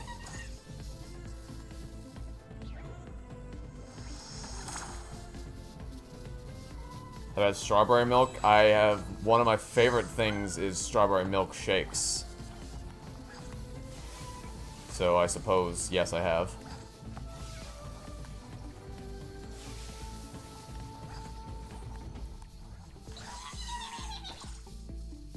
Do I drink iced tea? No, I tried iced tea, and that one was closer to making me want to. Oh my god, you just unlocked repressed trauma. That is one of the things I tried. Is I tried some kind of iced tea, and that had pretty much the same experience as Coca-Cola did in terms of I wanted to fucking throw up.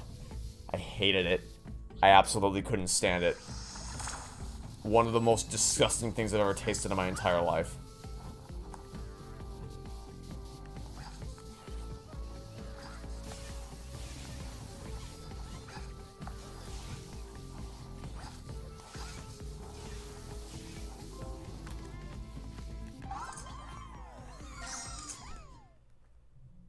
I tried iced tea with caffeine. Yes, because that was the idea. Was to try to keep myself awake. Find something that would allow me to get more work done. During those all-nighters. That's you with bananas? Oh, see, bananas I actually love. That's one of...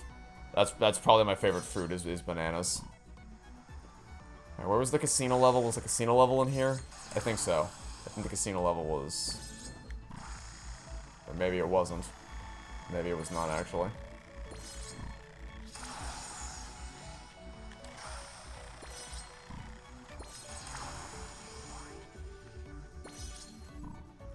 Oh, there it is.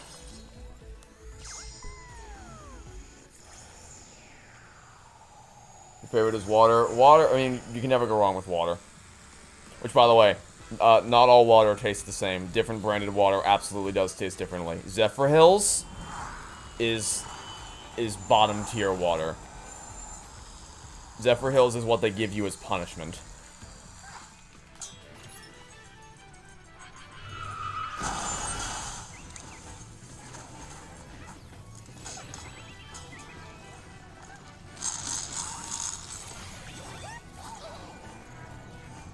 Gotta get a Christmas tree soon. See, I don't even bother. I just reuse the same one every year.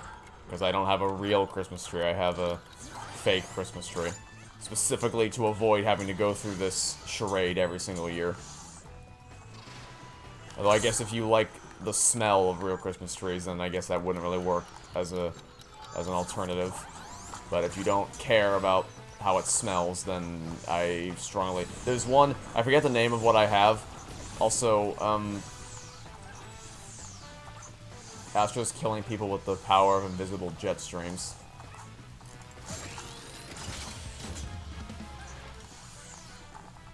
Anyway, yeah, I forget the name, but there's a very specific type of Christmas tree I have that there's basically no setup required. You store it in your closet, you roll it out to wherever you want to put it, you flip it over, and it's done. I think you have to put one more piece on top, but after that, it's done. There's nothing complicated about it whatsoever. It's fantastic.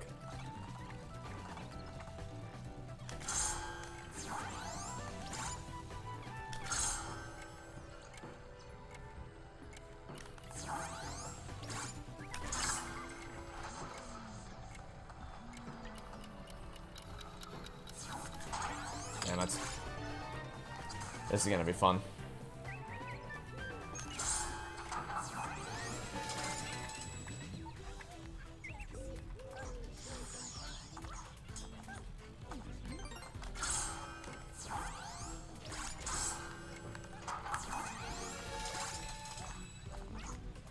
I think I got the timing down. Or maybe I don't.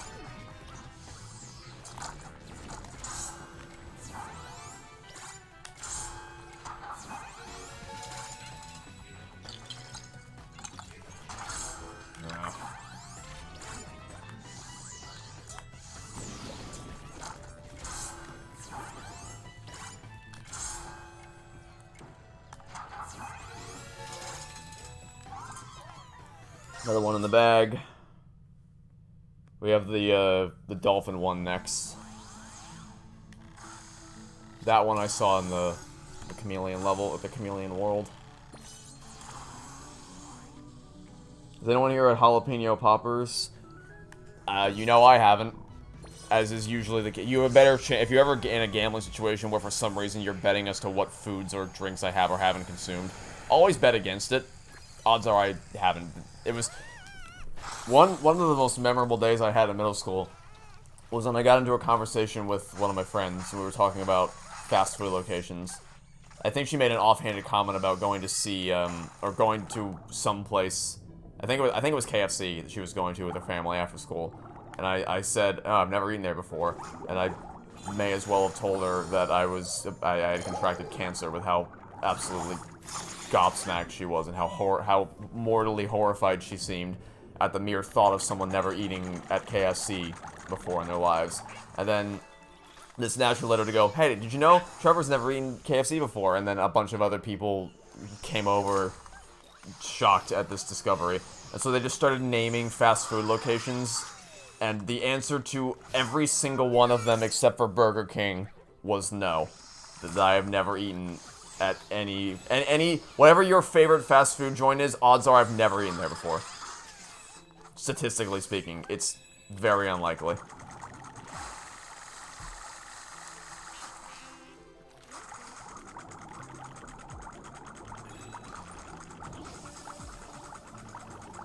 I wouldn't be able to eat it. Contains bacon and cream cheese. My friend, let me tell you about turkey bacon and dairy-free cheese and dairy-free cream.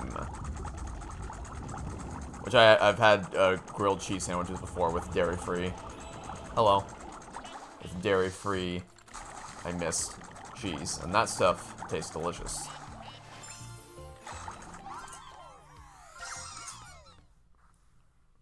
I'm gonna be playing Astro's Playroom. Astro's Playroom. If you have a PS5 and you're for some reason on the fence about buying this game, just download Astro's Playroom because it's free and it gives you. It essentially serves as a demo of this game, allowing you to experience it or get a taste of what the gameplay will be like without committing to the money. All right, what do we still have left to do? Only 3 left. And one of them is gambling, and one of them is the platinum. So what's left? Caught the Gold Butterfly and Apes in the Loose. That's, I think, the first world here. That's an Into the Woods. Into the Woods is one of my favorite Broadway plays, and what they did to it in the film made me want to commit die. I hated watching that film was not just because James Corden played the role that I did in the play. I promise you that's not the only reason. It is a big reason. That's not the only reason. It doesn't understand, it fundamentally does not understand what the point of the play was. Because the play itself is really, really clever in how it's constructed. And a lot of middle schools and elementary schools that put on the play will also not get the full scope of what it's, because they only do because Act 2 is really dark. So most schools don't do Act 2, they only do Act 1. Which, I mean, as you take it for what it is, as a very by-the-book standard blending of fairy tale stories, on the surface level, you know, I guess it works, but you're not really getting the experience, the intended experience, by only watching Act 1.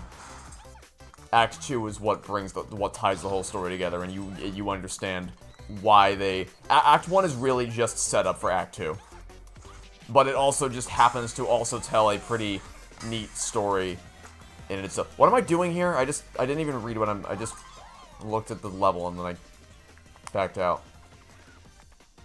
Caught the Gold Butterfly and Apes in the Loose. That is not helpful to me at all. Okay, I'm assuming it's hiding somewhere. Can I just do this infinitely? Never touch the ground? I think I can. Leaving now. Enjoy getting your Christmas tree. What's the worst Christmas movie I've ever seen? Probably Home Sweet Home Alone. I don't think there's any competition. I think it has to be Home Sweet Home Alone. Does this game cost $60? Does it cost 60 or 70? Excuse me. I thought it cost $70. Oh, it only costs 60? Okay, well then yes, it costs 60. I thought it was 70.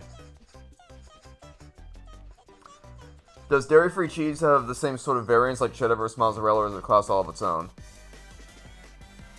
You're asking the wrong person. I don't know. I really don't know anything about. Wait, what is that? Oh, right, the radar. I really don't know anything about the different classes of cheese. Oh, hey, there it is. The different classes of cheese. I've had, I guess, to help, maybe this will help. I've had it in little bite-sized pieces, like as a topping on a taco. I've had it in a more liquidy form for grilled cheese. So there are different variants of it. That might be what that might answer your question. It might not. I don't know. I'm not really the cheese aficionado. But I mean, there's no reason they wouldn't be able to do that kind of stuff. Have I had the... Oh, wait, Avert left. Oh. No, I haven't had the Popeye chicken sandwich for anyone curious.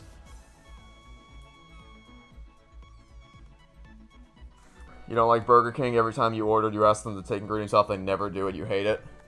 Well, while I would never encourage anyone to lie about this, because it is a very serious thing and shouldn't be used like as a means to abuse the system, what I will say is that the reason why Burger King is the only fast food place I've eaten is because they are exceptionally good at handling allergies.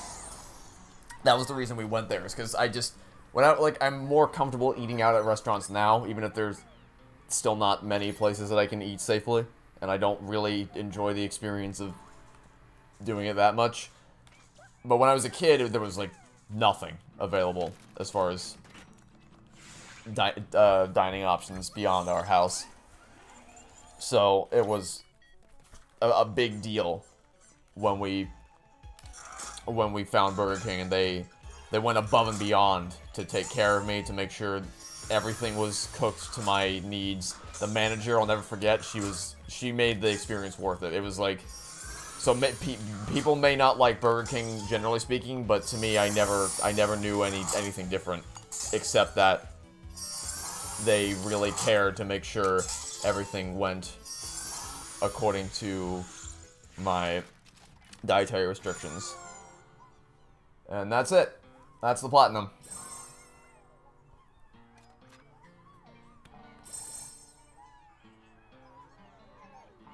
Do I dislike pastry materials such as cookies, cakes?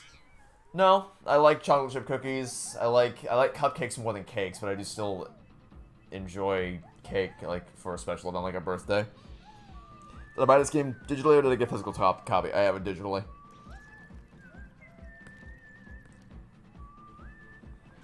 Okay, that is the platinum completed. Astro Bot has once again been cleared. And yep, still a fantastic game. Wait, what is this? Oh, I have that. It's a no. If you have a PlayStation 5, it's a no-brainer. But if you're still hesitant, download Astro's Playroom. It's free. And you can learn. That's kind of shit, actually. So I have the PS3 30th anniversary theme on for PS5 right now. But it's obscuring part of... It's pulling a Mike Wazowski on Astro, so you can't even see his head.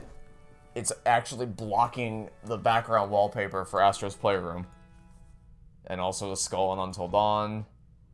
More blocking. I don't think they really thought this through all that well when they were designing these background themes.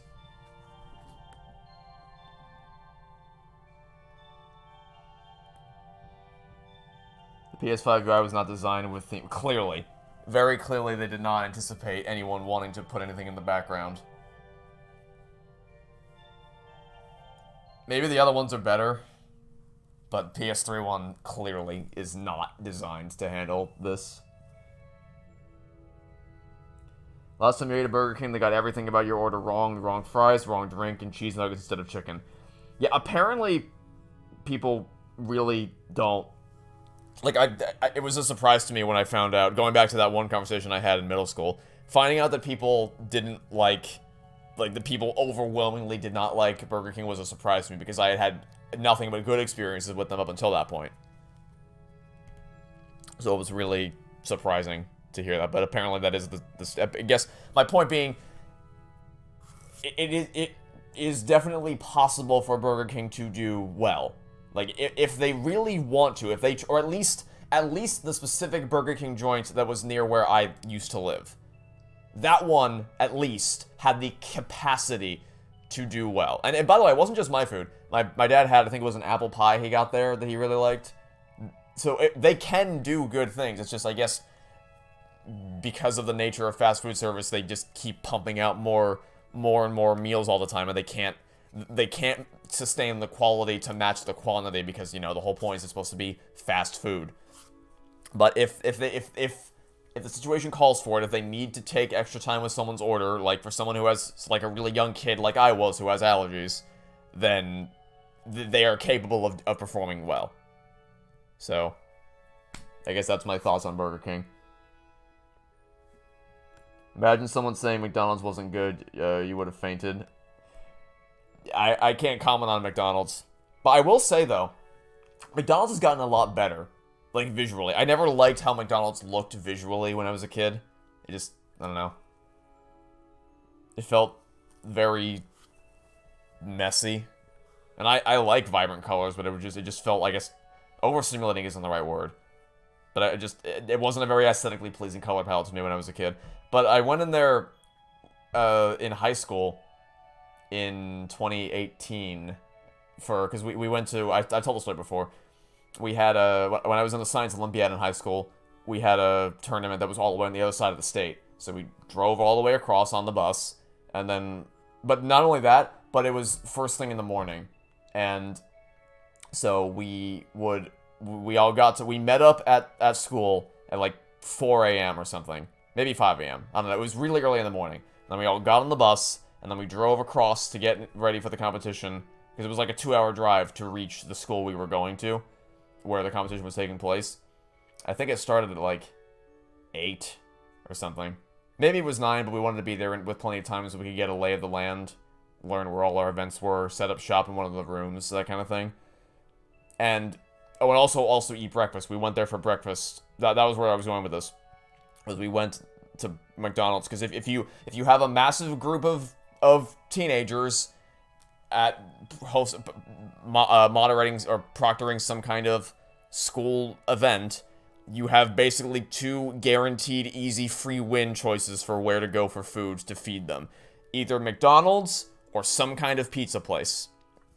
And of course we went to McDonald's because there was a McDonald's right across the street. And when I was in there, it was like way more high tech than I expected. They had a giant like life-size full iPad thing that you could order your meals off of. That was pretty neat. And all the tables were outfitted with some kind of technology.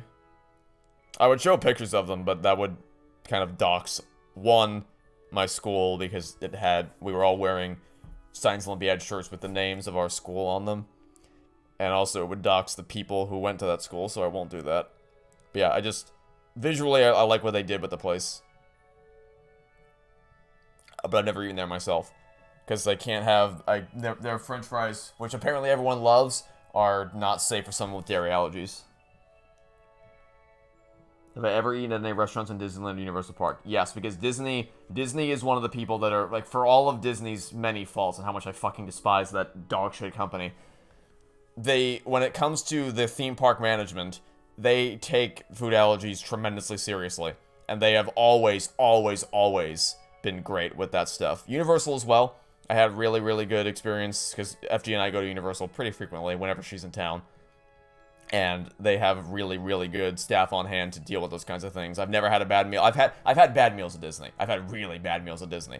Not unsafe meals. Well, there were 2 unsafe meals. But I've had bad meals at Disney. I have not had a bad meal at Universal yet. What is my favorite food? Chili. But I'm also obnoxiously particular about exactly what kind of chili, what goes in the chili. I was in California in September at a restaurant, and it was a restaurant that prided itself on taking allergies seriously, so I figured it'd be good for me to go there. And I checked to see if the chili was safe for me to eat, and it was, so I ordered it, and I immediately regretted it because I couldn't stand how it was more of a soup than a chili, 1, and 2, I just hated what was in it, so that was annoying. Your Burger King did not. The order also took ages because the child of the owner went in the kitchen and distracted the staff for 15 minutes before you could order. Professionalism at its finest. What do I think of the Moana sequel that just came out? Aggressively subpar in almost every way. Especially in terms of the music. The music is laughable compared to the songs of the original, which I guess is what happens when you lose Lin-Manuel Miranda, but they didn't even try with the sequel. Like, there was, of course, going to be a drop in quality, but I was not expecting a drop that gargantuan.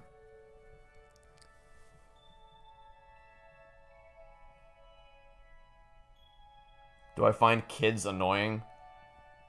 No. I mean, they can be. Like in a movie theater, I will say, I've been lucky with this recently. It's like, because sometimes the stereotype you have in those types of scenarios is if you go to an animated movie, there's going to be more kids there, and kids will be screaming and yelling and crying and whatever the whole time.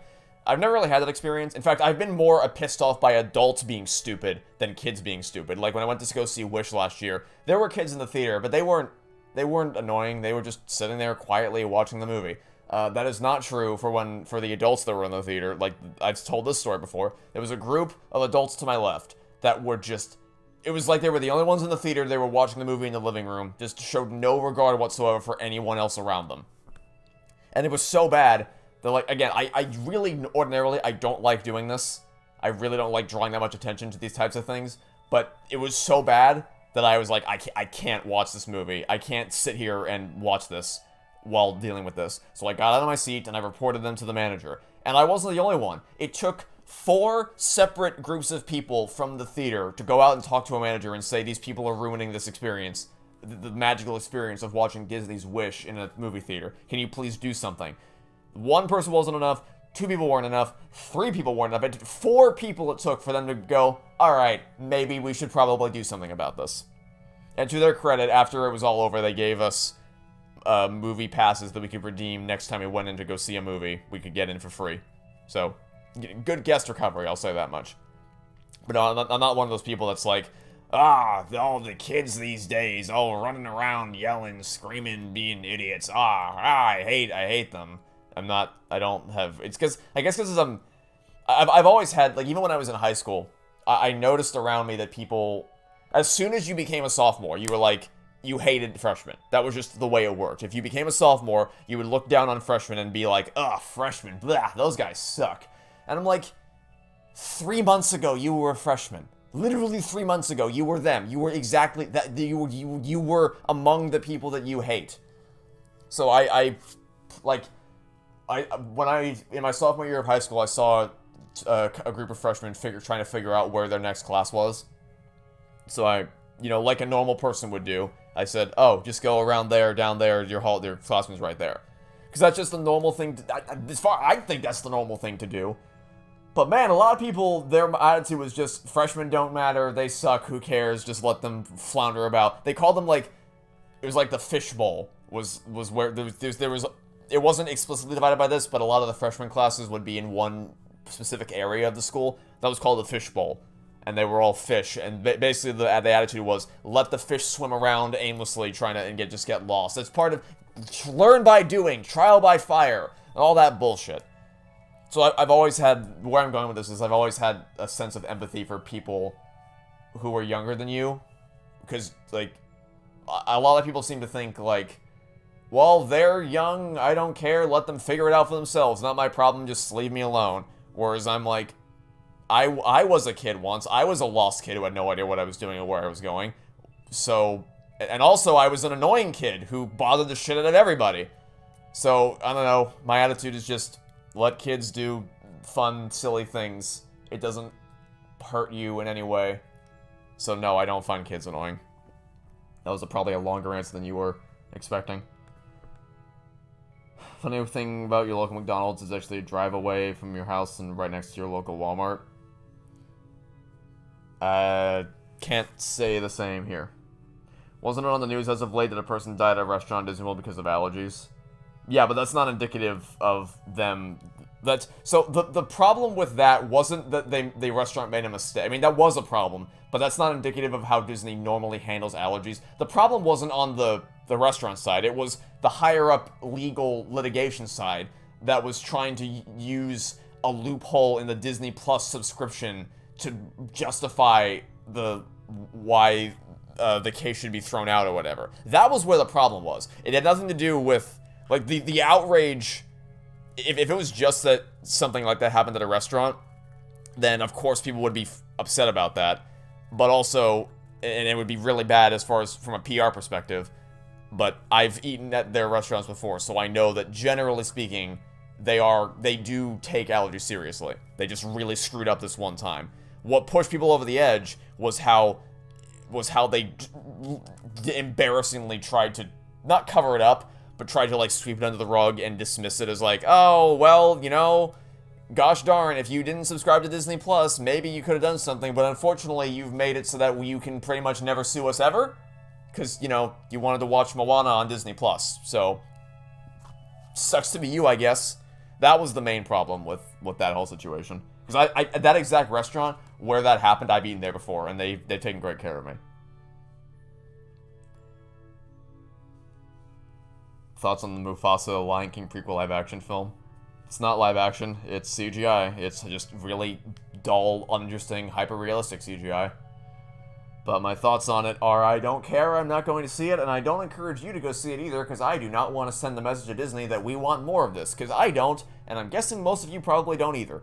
Go see Sonic 3 instead. That's what I'm doing. I'm going to see Sonic 3 on Saturday at noon in a Dolby Theater, and it will probably be a fun time, even if it's Even if it's problematic in some areas like the other two Sonic movies were. Say something bad about Interstellar. Okay, something bad about Interstellar. Let's put our thinking caps on here. Something bad about Interstellar. Well... So here's interesting. I have two different answers for two different types of experiences, because I just saw Interstellar again in theaters last week. And the thing that I would have like, my default answer for something that's bad about Interstellar was always the aspect ratio. Because some movies are really slick. Like Mission Impossible Fallout is very, very gradual with how they make the change from widescreen to full screen for IMAX, to where you don't even think about it. That was the first movie where I was like, that was the first movie that I remember being consciously aware of what an aspect ratio was. Because I was rewatching the movie one night, and I just noticed, like, wait, did the screen get bigger? Like, I didn't even think about it because it was so natural. And then I rewound, and then I realized, oh, it did, and that's when I knew what an aspect ratio was. But they're very, very, very, very subtle with how they make that change. Some movies are not subtle. Like Interstellar, there's a lot of... Well, I think a lot of Nolan's movies do this. Oppenheimer does this too. Oppenheimer's really bad with this. Where it will just seemingly for no rhyme or reason, cut from widescreen to IMAX full screen. And it's really distracting, or at least it was when I first watched Interstellar at home on my TV. But when I was in the theater, I didn't think about it at all. I guess because the point of an IMAX screen is that it's so tall and so wide that it feels like you are warped into this world. So it's less noticeable in an IMAX theater. But what is a lot more noticeable is the abysmal sound mixing. At home, when I watched it on Paramount Plus, Interstellar, and even when I just watched it off my 4K Blu-ray copy, the sound mixing is perfect. Everything, the dialogue comes through, music comes through, Foley comes through, it's all mixed to perfection. But in the theater, it is not. The music was so overbearingly loud for several major sequences of Interstellar, to the point where if I hadn't seen the movie once already, I definitely could not have possibly... I think I would have been lost, honestly, if I hadn't seen the movie once already, because I wouldn't have even been able to figure out what they were saying. So, if you see it in a theater, I would say the sound mixing. If you see it at home, I would say the aspect ratio changing.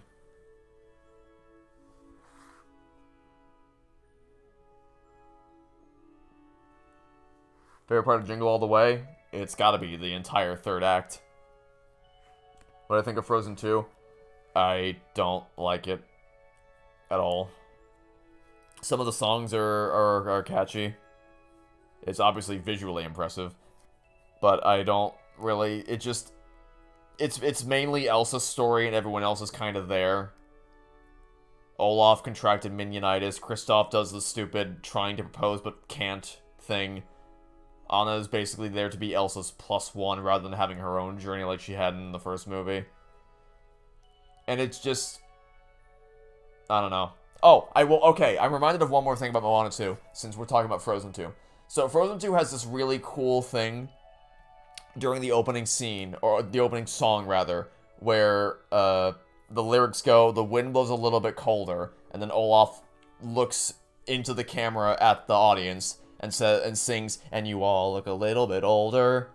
And then, as he's saying that, he's turning away from the audience, looking towards two kids who are off to the side of the screen. Which, I really don't like Frozen 2 at all, but when I saw it for the first time, I smiled, like, okay, that's cute. Because they're aware of the fact, because Frozen 2 is trying to tell a much more mature story than the first movie. It's trying to do a lot deeper world building and expanding the characters, and it's darker in a lot of areas. And so they are very consciously aware of the fact that the kids who saw this movie in 2013 have aged 6 years. So if you saw this movie when you were 12 in 2013, then you are now 18 years old. You're an adult seeing the second movie, which is, you know, that's a nice nod. I appreciated that. It was done in a graceful way to where you know what they're doing, you know why, like, they're talking to you, but also they play it off in the movie to where Olaf isn't literally breaking the fourth wall. He's talking to an actual character. You just didn't know that right away. Whereas in Moana 2, they do a similar thing where Moana says to Maui, "I'm not a prince, still not a princess," and Maui says, "Well, a whole lot of people think you are." And then it cuts to Mini Maui, his tattoo, and he just stares into your soul. He looks at the camera, and he will not look away, and I swear the shot lasted for like 4 full seconds before they cut. It's so awkward, and no one laughed. The kids didn't laugh, the adults didn't laugh, it just, dead ears. The theater just fucking winced. It was so cringe. That's the worst possible way to do that.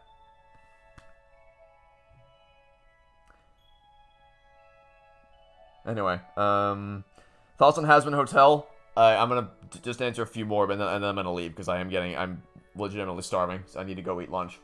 But I will answer a few more quick questions, and then I gotta bounce. Thoughts on Hazbin Hotel? If I were to give the show a score, I'd probably give it a 7 out of 10. It's flawed in a lot of areas, but still overall pretty solid.